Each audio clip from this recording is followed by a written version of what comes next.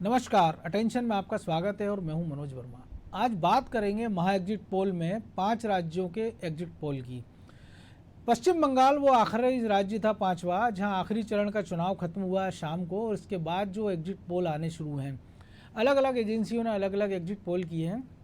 अभी तक जो 3 एग्जिट पोल आए हैं उनमें से 2 में बीजेपी के लिए बुरी खबर है कि उसके तमाम प्रयासों के बाद भी तृणमूल कांग्रेस तीसरी बार पश्चिम बंगाल की सत्ता में वापसी कर रही है, लेकिन सीटों का नुकसान हो रहा है। पिछली बार 211 सीटें थी, इस बार अधिकतम 158 सीटें तृणमूल कांग्रेस को मिलती दिख रही है। बीजेपी के लिए एक ही सर्वे है, एग्जिट पोल, जिसमें कहा गया है कि बीजेपी शायद वह तृणमूल का किला भेज सकती है और पहली बार पश्चिम बंगाल में सरकार बना सकती है। पड़ोसी राज्य असम की बात करें तो बीजेपी की सत्ता बरकरार रहने की पूरी संभावना है, क्योंकि सारे एग्जिट पोल अभी तक जितने आए हैं उन सब में वहाँ बीजेपी को आसानी से बहुमत मिलता दिखाई दे रहा है। बात करें अब दक्षिण के 3 राज्यों की, तो पुडुचेरी के अभी एग्जिट पोल जो आए हैं उसमें भी यही है कि कांग्रेस सत्ता गंवा रही है। एआईडीएमके को तमिलनाडु से रुखसत होना पड़ेगा और डीएमके वहाँ सरकार बना रही है, और कांग्रेस का उसमें बहुत बड़ा योगदान इसलिए नहीं है क्योंकि अगर बीजेपी और कांग्रेस की बात करें तो दोनों पार्टियों को 2 दर्जन सीटें भी नहीं मिली थी, लेकिन एक तरह से कह सकते हैं कि कांग्रेस वहाँ गठबंधन में होगी। सबसे बड़ा झटका कांग्रेस के लिए केरल में है, क्योंकि राहुल गांधी वायनाड केरल से सांसद हैं। पिछली बार कांग्रेस को वहाँ 19 लोकसभा सीटें मिली थी, जिसके बाद कांग्रेस एक सम्मानजनक स्थिति में पहुँच पाई थी। लेकिन राहुल गांधी के तमाम प्रयास और 4 दशक की जो इतिहास है केरल का, कि कोई भी पार्टी दोबारा सत्ता में रिपीट नहीं होती है। कभी सत्ता एलडीएफ के पास होती है, कभी यूडीएफ के पास होती है, लेकिन अभी के जो सर्वे है वो ये बता रहा है एग्जिट पोल कि एलडीएफ पिछली बार की तरह फिर से सत्ता वापसी कर रहा, और 4 दशक जो पुराना गणित है उसको वो गड़बड़ाता नजर आ रहा है। तो कुल मिलाकर कह सकते हैं कि कांग्रेस के हाथ इस पूरे 5 राज्यों में फिलहाल खाली दिखाई दे रहे हैं, और एक बड़ा झटका उसके लिए पश्चिम बंगाल से भी है, क्योंकि पिछली बार कांग्रेस को वहाँ संतोषजनक कह सकते हैं सीटें मिली थी, जिस प्रकार से कांग्रेस ने लेफ्ट के साथ गठबंधन किया था, लेकिन इस बार वो खुद भी डूबे हैं और लेफ्ट को भी ले डूबे हैं।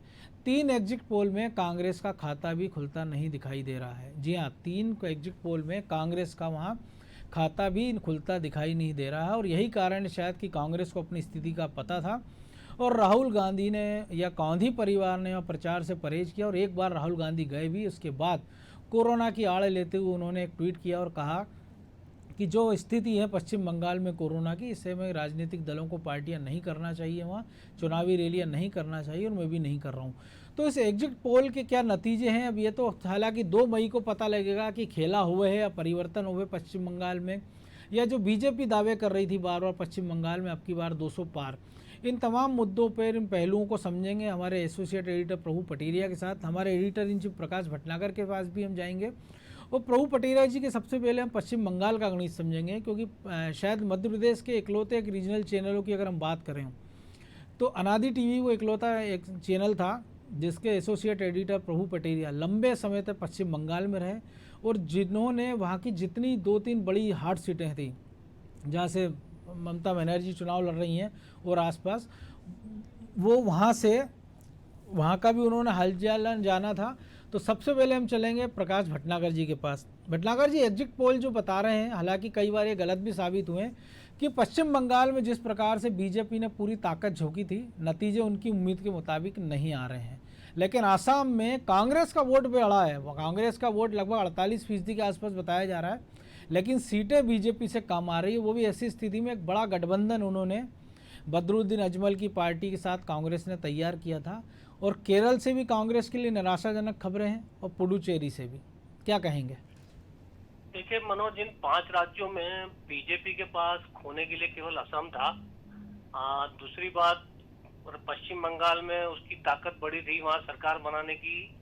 वो मतलब एक तरह से कह सकते हैं कि रेगिस्तान में कुआं खोदने की कोशिश कर रही थी। लोकसभा चुनाव में पिछली बार वो काफी हद तक सफल हुए थे, लेकिन ये माना जा रहा था कि यहाँ पे ममता बनर्जी सरकार बना लेंगी, तो रुझान लगभग वैसा ही है। लेकिन ममता बनर्जी की ताकत में कमी आई है, बीजेपी की ताकत बढ़ेगी। बिल्कुल। दूसरी बात, असम के अंदर, असम में कांग्रेस बहुत मजबूत थी। बीजेपी ने पिछली बार आश्चर्यजनक तरीके से असम को जीता था, और इस बार भी यदि वो असम को जीत लेती है तो निश्चित तौर पे कांग्रेस के नेतृत्व पे सवाल खड़े होंगे। केरल में भी कांग्रेस को चुनाव जीतना चाहिए था, लेकिन जो एग्जिट पोल बता रहे हैं वो बता रहे हैं कि एलडीएफ फिर से काफी ताकत के साथ उभर के सामने आ रहा है। तो ये भी मतलब चूंकि केरल से तो राहुल गांधी सांसद हैं और उनकी प्रतिष्ठा से जुड़ा हुआ है, इस बार वहां पर यूडीएफ की सरकार कायदे से बनना चाहिए थी, लेकिन नहीं अगर बन रही है तो ये कांग्रेस के लिए एक बहुत बड़ा सदमा होगा। बीजेपी के लिए वहां कुछ खोने पाने के लिए है नहीं। पांडिचेरी भी कांग्रेस की वो थी, वहां पे बीजेपी का कोई बहुत ज्यादा असर नहीं है, लेकिन बीजेपी ने वहां पे अपना आधार बढ़ाया और अगर वहां पे वो सरकार बनाती है तो ये बीजेपी के लिए एक बहुत बड़ा मनोबल बढ़ाने वाला वो होगा। और तमिलनाडु में कांग्रेस डीएमके के साथ यदि सरकार बनाती भी है तो इसमें कांग्रेस का कोई श्रेय नहीं है। बिल्कुल, इसमें वहां पे चाहे अन्ना द्रुमत की सरकार बने, चाहे डीएमके की सरकार बने, कांग्रेस और बीजेपी का कोई बहुत योगदान नहीं है। वहाँ दोनों क्षेत्रीय दल जो है वो मतलब वहाँ की राजनीति पे हावी है। चाहे अन्ना डीएमके की सरकार बने, चाहे डीएमके की सरकार बने, तो वहाँ कांग्रेस इस आधार पे खुश नहीं हो सकती कि डीएमके की सरकार बनेगी। मुझे लगता है कि बीजेपी ने पूरी ताकत पश्चिम बंगाल में झोंकी है और उसके बाद यदि वो अपनी ताकत को बरकरार रख सकती लोकसभा चुनाव जैसा, तो भी उसके लिए अपने आप में एक बहुत बड़ी उपलब्धि है। और बीजेपी हर चुनाव को पूरी ताकत से, धन से, बल से, हर तरह से लड़ना पसंद करती है। आजकल एक तरह से कह सकते हैं कि बीजेपी चुनाव लड़ने की मशीन में तब्दील हो गई है। तो उस हिसाब से बीजेपी के लिए नतीजे बहुत ज्यादा निराशाजनक पश्चिम बंगाल में नहीं होंगे। उनकी ताकत बढ़ गई, आगे उनके लिए पास फिर संभावना है। मुझे लगता है कि उन्हें कोई बहुत ज्यादा, लेकिन आप ये देखेंगे कि वहाँ पे कांग्रेस और कम्युनिस्ट इनका जो नुकसान होगा बिल्कुल वो सबसे ज्यादा इम्पोर्टेंट रहेगा। और मुझे लगता है कि इस जो अगर नतीजे, ये तो एक एग्जिट पोल है, हम नहीं कह सकते कि क्या नतीजे रहेंगे, कैसे नतीजे रहेंगे।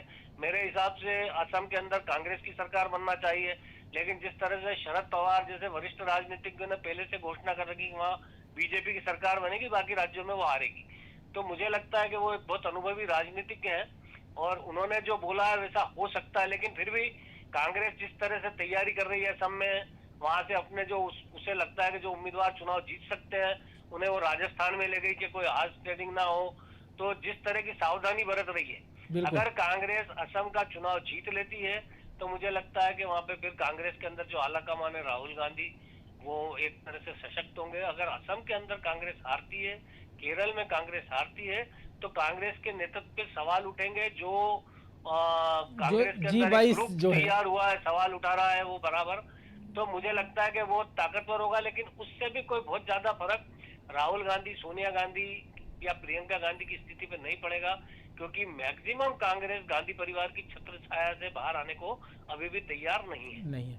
प्रभु जी, पश्चिम बंगाल में शायद रीजनल चैनल में आप इकलौते ऐसे हमारे सहयोगी रहे हैं जो लंबा समय आपने पश्चिम बंगाल में बिताया, और जो चीज़ें आपने डिस्कस की थी अनौपचारिक औपचारिक रूप से, लगभग जो एग्जिट पोल के नतीजे हैं, एग्जिट पोल के जो भी परिणाम आ रहे हैं वो लगभग उसके आसपास दिख रहे हैं। हालांकि ये बात हो रही है कि एक एग्जिट पोल में बीजेपी की सरकार बनती दिखाई दे रही है। तो इस चुनाव को बीजेपी के नज़रिए से कितना महत्वपूर्ण है? क्योंकि भटनागर जी ने कहा कि बीजेपी वहाँ रेगिस्तान में कुआं खोद रही थी, शायद पानी भी निकाल लिया लेकिन उतना नहीं निकला जितनी उम्मीद थी। नहीं मनोज जी, ये कहना गलत होगा कि बीजेपी रेगिस्तान में कुआं खोद रही थी। बीजेपी ने पिछले लोकसभा चुनाव में वहाँ कुआं खोद लिया था, वो उसमें जो है ब्लास्टिंग करके पानी का फ्लो बढ़ा दिया है, बाल्टी वहाँ तक नहीं जा पाई। नॉर्थ बंगाल में भारतीय जनता पार्टी बहुत अच्छा स्कोर किया था पिछले चुनाव में, जो लोकसभा के चुनाव थे। और मिदनापुर जिले की बात करें हम यदि इधर की, तो जो बीच का बंगाल का हिस्सा है वहाँ पर भी बीजेपी ने अच्छे वोट हासिल किए थे वहाँ पर लोकसभा चुनाव में, और वो एक परिणाम बीजेपी के पक्ष में जा रहा है। 158 सीटें ऐसी थी विधानसभा सीटों के हिसाब से जहाँ बीजेपी नंबर 1 पर रही थी लोकसभा चुनाव में। बिल्कुल, तो उसको देखते हुए भारतीय जनता पार्टी ने पूरा फोकस पश्चिम बंगाल पर किया और वाकई में वहाँ पर बहुत जोर लगाया। और जब हम बंगाल गए थे, मैं नॉर्थ बंगाल भी गया था जब दार्जिलिंग का उधर, तो वहाँ का माहौल भारतीय जनता पार्टी के पक्ष में है, क्योंकि वहाँ का समुदाय अलग आधारित राजनीति है। वहाँ राजवंशी जो हैं और गोरखा जो हैं वो भारतीय जनता पार्टी के साथ है, क्योंकि गोरखाओं के जो भी संगठन है वो भारतीय जनता पार्टी के साथ जुड़े हुए हैं। बिल्कुल, तो वहाँ भारतीय जनता पार्टी का प्रभाव बहुत अच्छा था। यदि हम इधर की बात करते हैं, कोलकाता के आसपास की, पूर्वी मिदनापुर जिले की बात करते हैं, हुगली जिले की बात करते हैं, या नंदीग्राम जो कि वहाँ की प्राइम सीट है जी, तो वहाँ पर जो है ममता का रुख ज़्यादा दिखाई दे रहा है। मजे की बात यह है कि सिंगूर जैसी जगह में जहां पर कि ममता ने कोई खास काम नहीं किया। बिल्कुल। किसानों की जमीन उनको वापस दिलाने का वादा किया था, लेकिन जमीन जो किसानों को मिली है मनोज जी, वो एक अपना आप में एक हास्यास्पद है कि नेशनल हाईवे के किनारे की ज़मीन है, करोड़ों रुपए की ज़मीन है किसान की, लेकिन सरकार ने उसको अधिग्रहित करके किसान को केवल खेती करने के लिए दी है। बिल्कुल। किसान अपनी उस ज़मीन को न तो आज बेच सकता है, न उसकी आने वाली पीढ़ियां बेच सकती हैं। यदि वहाँ पर औद्योगिकरण हो जाता है तो वो ज़मीन सरकार की है, किसान की नहीं है। वो अपनी ज़मीन में एक प्रकार से मजदूर हो गया है किसान, बटाईदार की भूमिका जैसी उसकी भूमिका है। और सरकार ने उस जो सिंगूर की फैक्ट्री लगी थी उसको तोड़ने के लिए भी जो है मनरेगा के तहत उनको मजदूरी दी, तो मजदूरी का पैसा पाकर उन लोगों ने वहाँ पर अपनी ज़मीनों को फिर से खेती के लायक बनाया है, लेकिन ज़मीन का मालिकान हक उनके पास नहीं है। तो एक इस टाइप की स्थिति है। उसके बावजूद वहाँ पर जो है ममता बनर्जी के खिलाफ नाराज़गी का भाव नहीं है। ये एक बड़ी बात वहाँ पर देखने को मिली थी।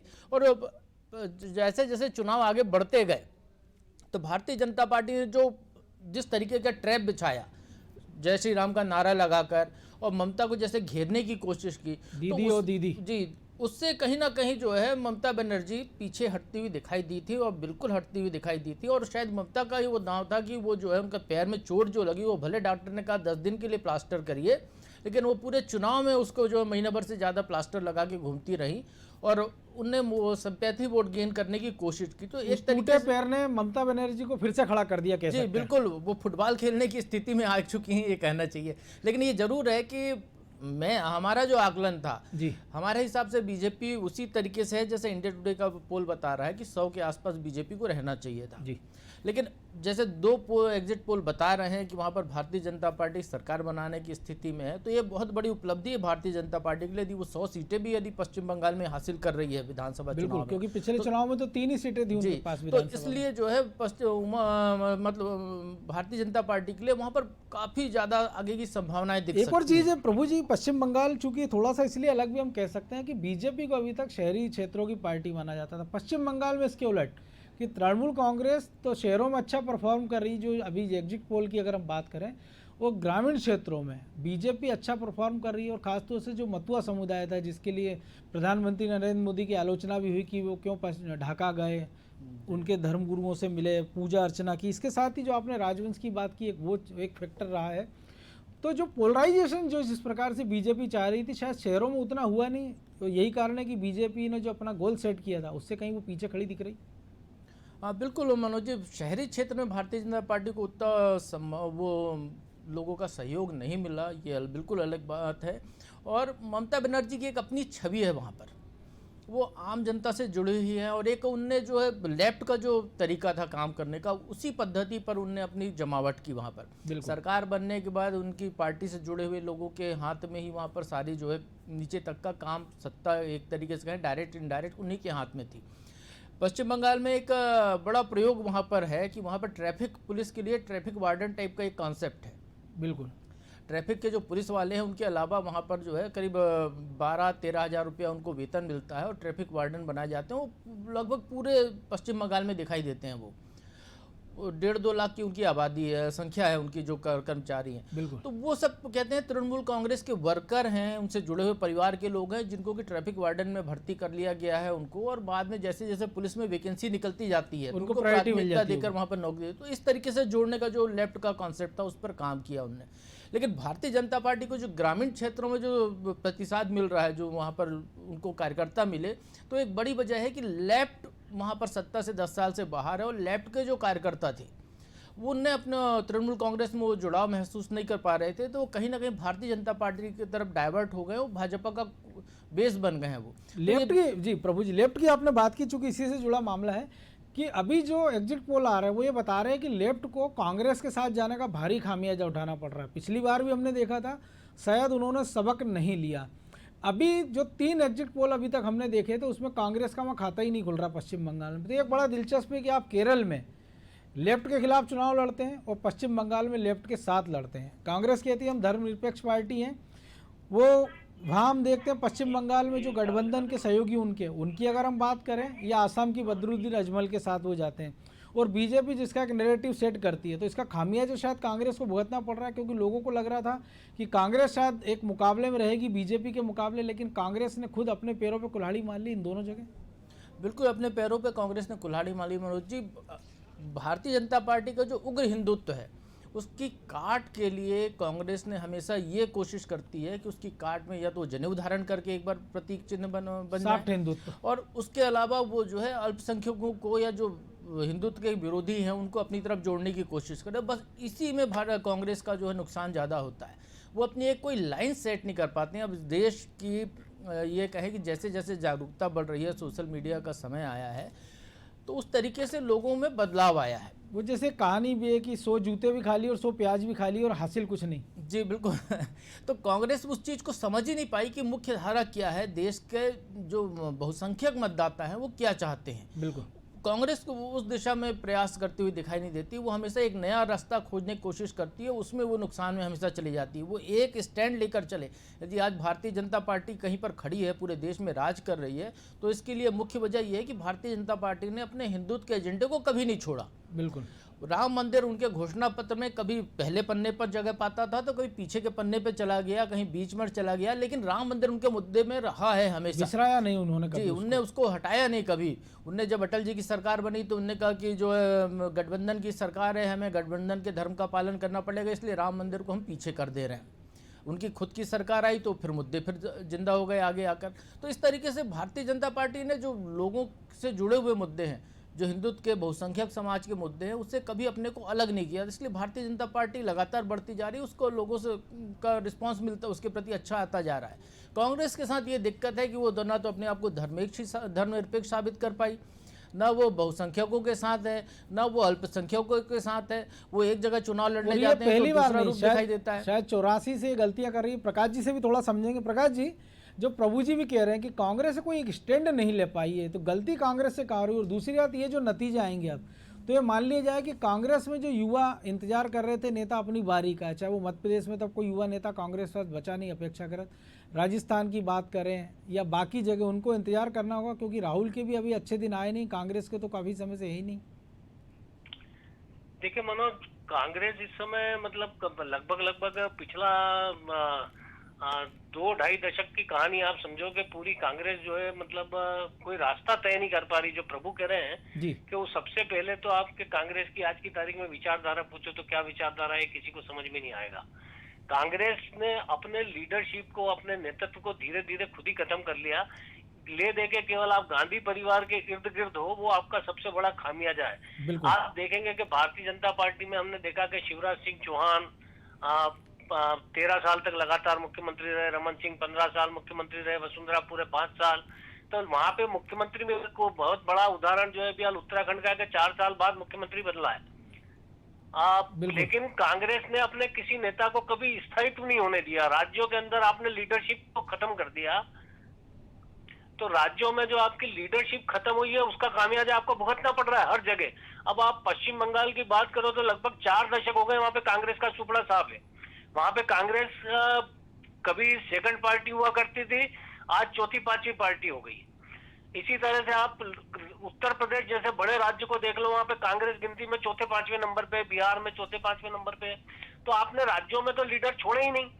अब अगर आपके पास राज्यों में क्षेत्रीय क्षत्रप नहीं है, आपके पास वहां पे अपीलिंग लीडरशिप नहीं है, आप उनको खड़ा नहीं कर रहे हैं, नए युवा नेतृत्व के हाथ में आप पार्टी की कमान नहीं सौंप रहे हैं, हर चीज आपने गांधी परिवार तक सीमित कर रखी है, तो उसका खामियाजा तो कांग्रेस को भुगतना पड़ेगा। मुझे लगता है कि देखो, एक चीज आप गौर करें कि जनसंघ से भारतीय जनता पार्टी में विलीन हुई और अब जब अलग हटी तो उसने अपना नाम बदला भारतीय जनता पार्टी।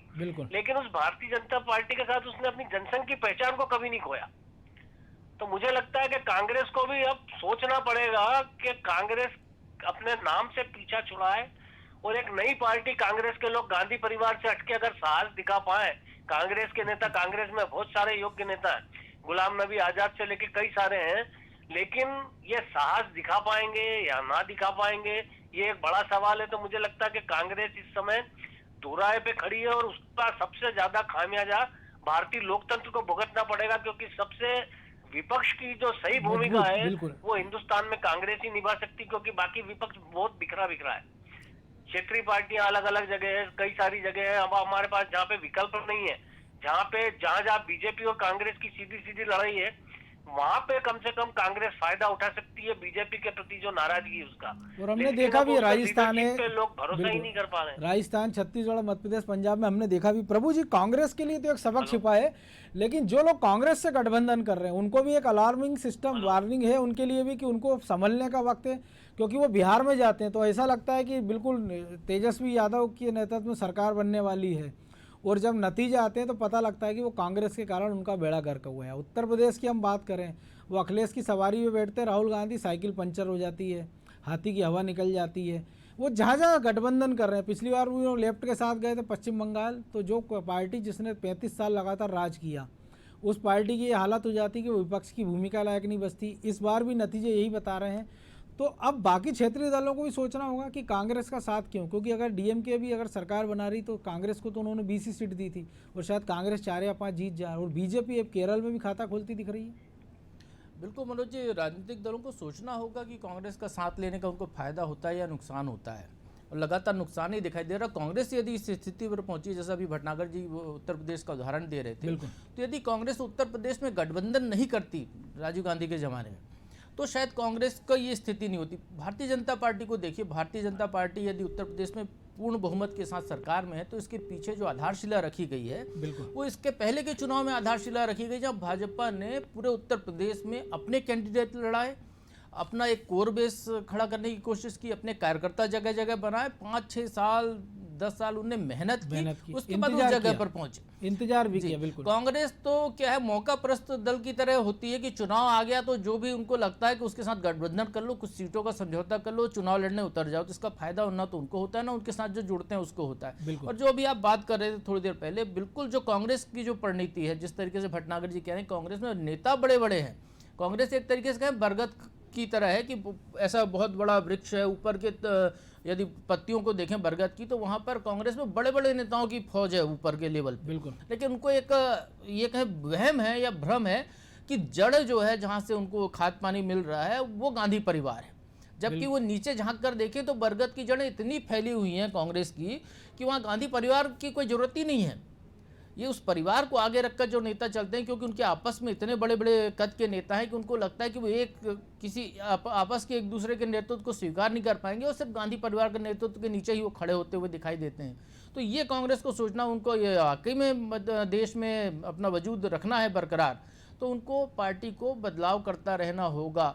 ये पश्चिम बंगाल में जो लेफ्ट ने भी यही स्थिति हुई है वहाँ पर। बिल्कुल। मैं जब गया था तो लोगों से पूछा मैंने कि लेफ्ट के झंडे क्यों नहीं दिख रहे हैं, कहाँ हैं, तो उसकी वजह यह है कि कांग्रेस लेफ्ट में पिछले 30-32 साल से वही लोग नेतृत्व कर रहे हैं जो पहले जवान दिखते थे, अब बूढ़े हो गए हैं।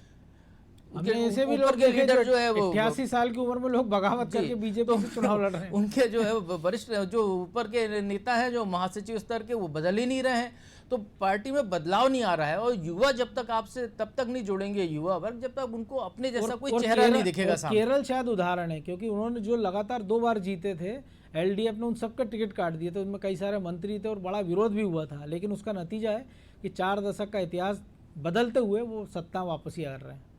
जी बिल्कुल, वहाँ पर बदलाव की जो केरल में किया गया है उसका नतीजा वहाँ पर दिख रहा है कि उनको फायदा होता हुआ दिख रहा है। तो बदलाव बहुत ज़रूरी है सियासत में। आपको बिल्कुल, आपको आपको नेतृत्व में बदलाव करना जरूरी है, आपको नीचे के लेवल पर भी लगातार बदलाव करना जरूरी है, नए कार्यकर्ताओं को इंडक्ट करना जरूरी है, क्योंकि जो नया खून है, नया जोश है, वही तो मेहनत करता है। बिल्कुल, किसी भी पार्टी के, यदि हम आज कहें प्रधानमंत्री ने बहुत सारी सभाएं ली, तो प्रधानमंत्री ने सभाएं ली हैं कुछ जगह पर जाकर, लेकिन प्रधानमंत्री ने नीचे बूथ लेवल पर जाकर लगातार काम नहीं किया। बिल्कुल, 24 घंटे में से 16 घंटे 17 घंटे लोगों के घर घर जाना, वोट मांगना, मोटरसाइकिलों से भागना, गाड़ी मिल गई तो ठीक है, खाने को मिल गया तो ठीक है, नहीं मिल रहा तो चले जाना, ये काम युवा कर सकता है जिसमें जोश होता है, कुछ करने की ललक होती। तो भारतीय जनता पार्टी ने वैसी टीम तैयार कर रखी है, उसका फायदा उनको होता दिखाई दे रहा है। तृणमूल कांग्रेस ने भी वैसी टीम तैयार कर रखी है, उसका फायदा उनको दिख रहा है वहाँ पर। लेकिन कांग्रेस वो कब कोई काम करना नहीं चाहती, वो घिसे पिटे नेताओं के दम पर चल रही है।